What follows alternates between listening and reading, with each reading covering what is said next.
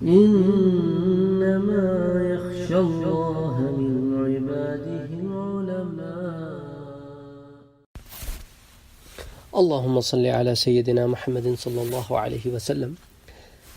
5 ہجری کے واقعات کا سلسلہ جاری ہے۔ اس ضمن میں ہم کئی واقعات کو جمع کریں گے، ان میں سے کچھ بہت چھوٹے ہیں اور کچھ ذرا طویل ہیں۔ آج ہم سلام بن ابی الحقیق کے قتل کو ذکر کریں گے۔ اس کی ایک وجہ یہ بھی ہے کہ جب غزوہ بنو نذیر ختم ہوا تو اس کے اختتام پر ایک آدمی تھا جو احی ابن اخطب جس کا نام تھا، جس کے بارے میں ہم پڑھ چکے ہیں۔ اس نے ایک امپورٹنٹ کردار ادا کیا تھا غزوہ خندق میں، کہ وہ ان لوگوں میں تھا، اس وفد میں تھا جس نے کفار مکہ کو اپروچ کیا اور ان کو اس بات پر ابھارا کہ وہ مسلمانان مدینہ پر حملہ کرے۔ اسی طرح سلام ابن ابی الحقیق بھی اس وفد میں موجود تھا جس نے کفار مکہ کو اس بات پر ابھارا کہ مسلمانان مدینہ پر حملہ کیا جائے، اور یہ اپنی طاقت بھی لے کر خیبر سے وہاں پہنچے۔ تو مسلمانوں کو یہ بات پتہ تھی کہ ایک آدمی تو اپنے کیفر کردار کو پہنچ چکا ہے، لیکن دوسرا ابھی بھی خیبر میں زندہ ہے اور عیاشی کی زندگی گزار رہا ہے۔ تو قبیلہ خزرج کے لوگوں نے حضور صلی اللہ علیہ وآلہ وسلم سے اجازت چاہی کہ جس طرح اوس کے لوگ کعب بن اشرف کو قتل کر چکے ہیں، تو آپ ہمیں اجازت دیجئے کہ ہم جا کر اس آدمی کو قتل کریں۔ حضور اکرم صلی اللہ علیہ وآلہ وسلم نے انہیں اجازت دے دی، لیکن ساتھ ہی ساتھ یہ تاکید بھی فرمائی کہ عورتوں اور بچوں کو قتل نہ کیا جائے۔ تو اس مہم پر 5 آدمیوں پر مشتمل دستہ روانہ ہوا۔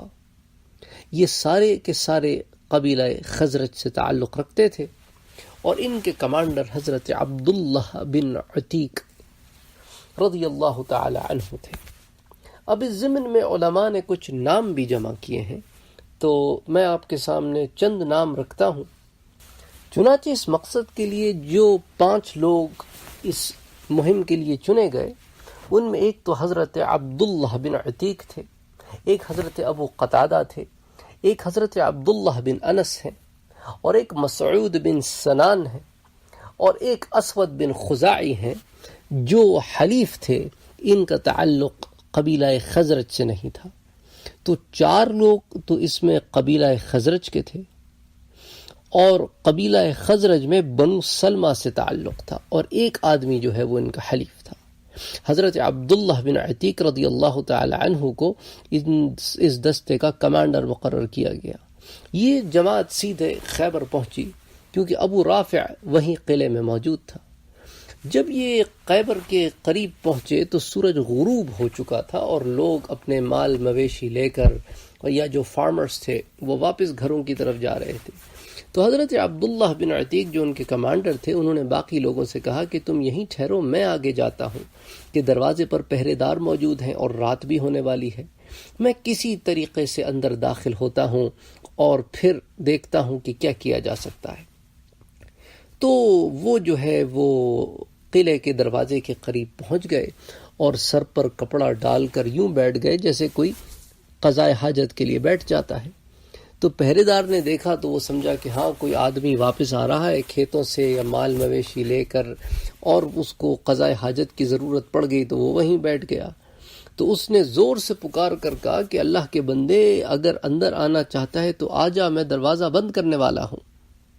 حضرت عبداللہ بن عتیق کہتے ہیں کہ میں اندر گھس گیا اور چھپ گیا۔ تو میں نے دیکھا کہ تھوڑی دیر کے بعد جو قلعے کا پہرے دار تھا اس نے تالا لگایا، اور دروازہ بند کر کے تالا لگا کے جو ساتھ ہی کھونٹی لگی تھی اس پہ چابیاں لٹکا دی اور چلا گیا۔ میں تھوڑی دیر تو وہیں بیٹھا رہا، اس کے بعد میں نے چابی اٹھائی اور قلعے کا دروازہ اندر سے کھول دیا کہ جب مجھے بھاگنا ہو تو اس وقت چابی تو نہ ڈھونڈنی پڑے، اور پھر چابی ویسی لٹکا دی۔ اچھا، پھر اس کے بعد انہوں نے کہا کہ میں نے ابو رافع کا گھر تلاش کرنا شروع کیا۔ جب مجھے ابو رافع کا گھر مل گیا تو میں نے دیکھا کہ ابو رافع کے گھر میں تو کھانا چل رہا ہے۔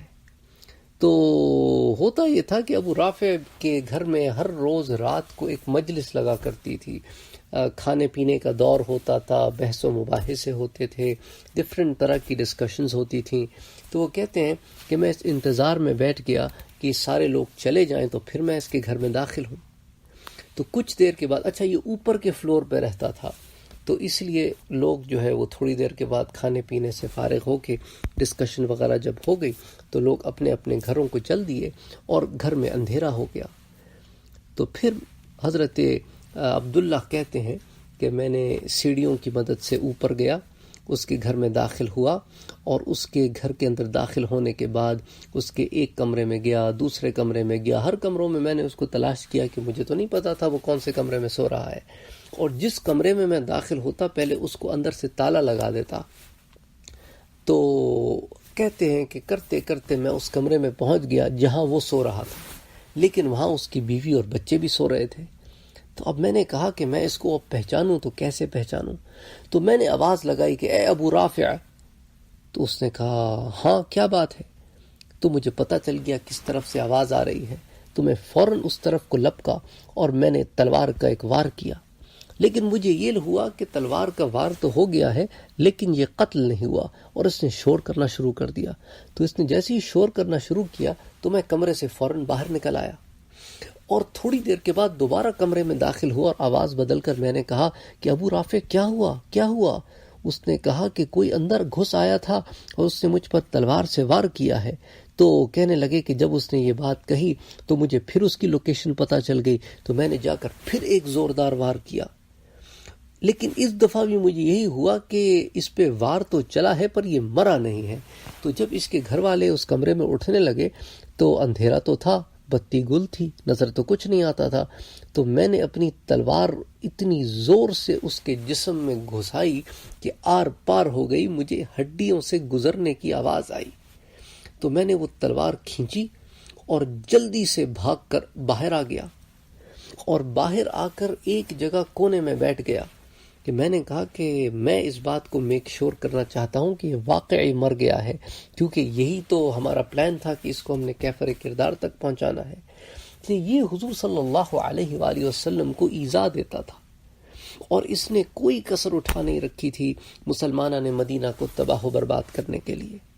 تو یہ ایک فسادی ایلیمنٹ تھا، اور ایسے فسادی ایلیمنٹ جب تک زندہ رہتے وہ اس طرح کی حرکتیں کرتے رہتے، تو اسی لیے اس کو کیفر کردار تک پہنچانا ضروری تھا. تو وہ کہتے ہیں میں بیٹھ گیا. تھوڑی دیر کے بعد مرغے نے بانگ دی، اور اس کے تھوڑی ہی دیر کے بعد ایک شخص قلعے کی دیوار پہ چڑھا اور اس نے اعلان کیا کہ ابو رافع مر چکا ہے. تو وہ کہتے ہیں اس وقت میں جلدی سے قلعے سے نکلا، کیونکہ دروازہ تو میں پہلے ہی کھول چکا تھا، اور جلدی جلدی اپنے ساتھیوں کے پاس آیا. اچھا وہ کہتے ہیں اس زمن میں مجھ سے ایک اور کام ہوا کہ جب میں اس کے گھر سے نکل رہا تھا تو میں بڑا ہڑبڑایا ہوا تھا. تو جب میں سیڑھیاں اتر رہا تھا تو میرا خیال تھا کہ میں ساری سیڑھیاں اتر چکا ہوں کیونکہ اندھیرا تو تھا، لیکن میں ساری سیڑھیاں اترا نہیں تھا، ابھی بھی ایک دو سیڑھیاں رہ گئی تھیں. تو جیسے ہی میں نے سمجھا کہ زمین ہے، میں نے پاؤں رکھا تو میں سیڑھی سے گر گیا.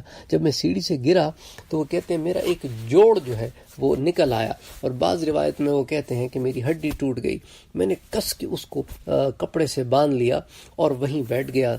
تو یہ انتظار میں بیٹھ گیا کہ اب اس کا اعلان ہوگا کہ وہ مر چکا ہے تو پھر میں قلعے سے نکلوں گا. تو جب اعلان ہوا کہ وہ مر چکا ہے تو وہ کہتے ہیں میں قلعے سے نکلا اور جا کر اپنے ساتھیوں سے ملا، اور اپنے ساتھیوں سے میں نے مل کے کہا کہ چلو چلو کام ہو گیا ہے، اللہ کے رسول صلی اللہ علیہ وآلہ وسلم کی خدمت میں چلتے ہیں. وہ کہتے ہیں کہ میں حضور صلی اللہ علیہ وآلہ وسلم کی خدمت میں حاضر ہوا اور آپ کو سارا واقعہ میں نے سنایا. تو حضور اکرم صلی اللہ علیہ وآلہ وسلم نے مجھ سے کہا کہ اپنا پاؤں پھیلاؤ، کہ جس پاؤں میں تمہیں تکلیف ہے وہ پاؤں پھیلاؤ. تو میں نے اپنا پاؤں پھیلایا تو آپ صلی اللہ علیہ وآلہ وسلم نے اپنا دست مبارک میرے اس پاؤں پر پھیرا، اور پھر عالم یہ ہو گیا کہ میری ہر تکلیف دور ہو گئی کہ گویا مجھے کبھی اس پاؤں پر چوٹ ہی نہیں لگی تھی. سبحان اللہ سبحان اللہ سبحان اللہ. اس واقعے کو کئی کتب حدیث نے روایت کیا ہے. امام بخاری نے اس کو المغازی میں روایت کیا ہے، فتح الباری میں یہ آتی ہے جو کہ بخاری شریف کی تشریح کی کتاب ہے. اسی طرح اس کو ضیاء النبی میں بیان کیا گیا ہے، اسی طرح اس کو الدلائل النبوہ میں بیان کیا گیا ہے، اور دیگر سیرت کی کتابوں میں بھی اس کے حوالے ملتے ہیں۔ تو یہ وہ شخص تھا جس نے کوئی کسر اٹھا نہیں رکھی تھی حضرت صلی اللہ علیہ وآلہ وسلم اور مسلمانہ نے مدینہ کو تکلیف پہنچانے کی۔ اسی لیے جو خزرج کے لوگ تھے انہوں نے اس کو کیفر کردار تک پہنچانے کی ٹھانی کہ یہ وہ آدمی ہے جو رسول اللہ کو بھی ایذا پہنچاتا ہے، اور یہ اس نے غزوہ خندق میں بھی ایک کلیدی کردار ادا کیا تھا۔ تو انشاءاللہ تعالی پھر 5 ہجری کے باقی واقعات نیکسٹ ٹائم ڈسکس کریں گے۔ وما علینا الا البلاغ۔ اللہم صلی علی سیدنا محمد صلی اللہ علیہ وسلم۔ وفوق كل ذي علم